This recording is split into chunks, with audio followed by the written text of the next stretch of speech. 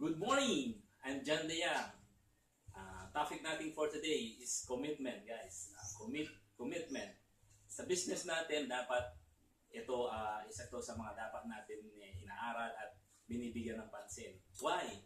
Dahil sa commitment, doon malalaman kung gaano kalaki at kung gaano kalit ang makukuha mo sa business. Pag mababa ang commitment mo, mababa din ang makukuha mo. Pero pag malalim ang commitment mo, mas malaki ang makukuha mo. Dapat meron kang commitment na 100% do the business, whatever it takes.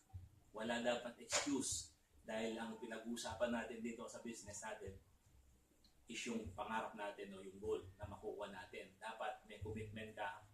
PKP. Ano yung PKP? Yun yung patay kung patay commitment.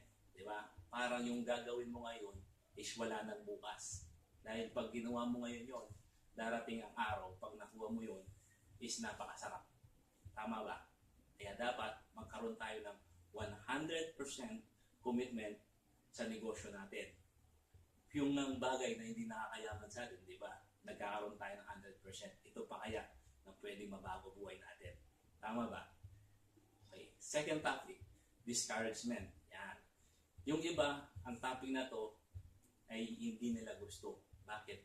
Kasi dito na akala nila ito yung nagpapabagal sa negosyo nila. Pero sa akin, guys, ito yung pinakagusto ko at pinakamasarap na dapat i-absorb sa business na to. Why? Dahil dito mo makukuha yung talaga yung success. Dahil kung wala kang discouragement sa business, ay grabe. Baka kukunin ka na kagad ni Lord. Kasi sa business, the more ka meron kang discouragement na nakukuha, the more ka mag-grow, the more ka matututo, the more ka makukuha lahat ng gusto mo at dahil malalaman mo lahat. Dapat ang discouragement ngayon na kukunin mo is kung nasa level yan ng 1 to 10, dapat ngayon pa lang harapin mo na yung number 10. Dahil pagdating ng time, magkaroon ka man ng mga leaders na magkakaroon ng discouragement. Kung ang level man nun is 1, makakaya mong sagutin sa kanila. Pero kung hindi mo hinangad yung number 10, kung nagka-leader ka ng 10 na discouragement, paano mo siya maigagay? Tama ba? Kaya, ang tips ko sa inyo, mahalin nyo yung discouragement. Absorb ninyo lahat yung discouragement and learn from those discouragement para makuha mo yung success kagad.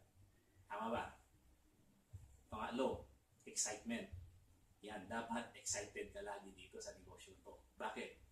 Dahil nakita mo na yung makakabago sa buhay mo, di ba? Na masarap yun. And isa pa, walang sasama sa'yo pag ikaw is malungkot sa ginagawa mong negosyo. Tama? Ang excitement nakaka-attract ng people yan. Everyday, kung dati kang nalungkot, ngayon lagi kang masaya, di ba? Mapapansin na mga kabarkada mo, kaibigan mo, bakit may nangyayari atang bago sa kaibigan ko, sa kamag-anak ko, lagi nakakita na masaya. So, para ma-focus ka, lagi yung excitement, isipin mo ganito, para kang nanalo 100 million sa loto. Kaso nga lang, hindi mo makukuha sa araw ngayon. Kailangan mo siyang i-workout. Ngayon, nasa sayo, kung 1 year, 2 years, 3 years, mo makukuha.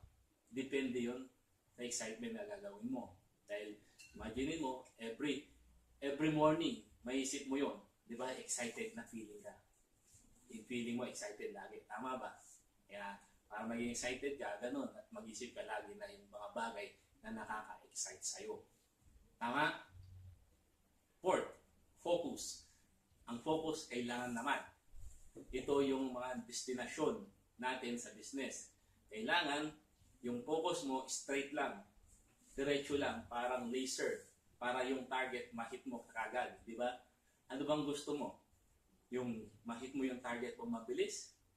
O yung mahit mo yung target na hindi mabilis? Para ka dapat ditong sniper. Pag binitawan ng sniper,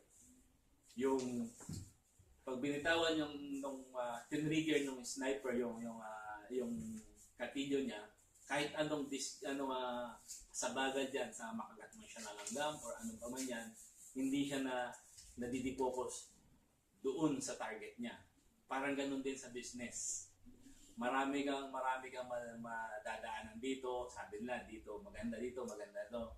Pero kung nakapokus ka, especially dun sa goal mo, dahil meron ka ng magandang company, magandang marketing plan, at magandang grupo, at tamang upline na susuporta sa'yo, wala ka ng ibang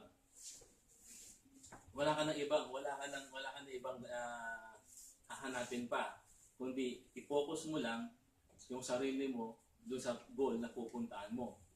Para sa ganun is madali mong mapuntahan yon. Tama?